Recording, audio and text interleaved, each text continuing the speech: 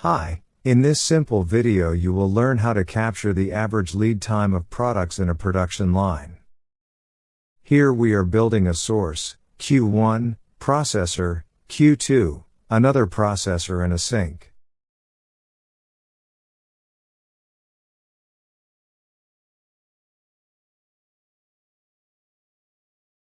Let's connect the 3D objects using a connection.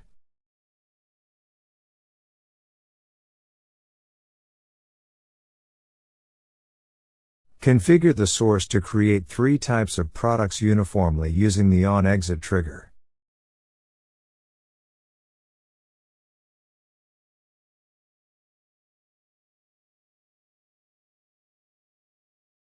Once the source is configured, create a new dashboard and add the stay time by type to capture the average lead time of the products.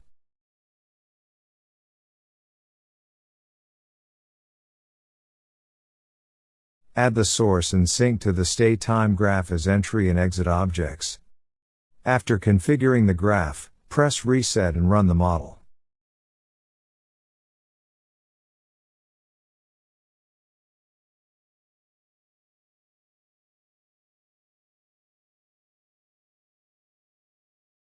Thanks for watching.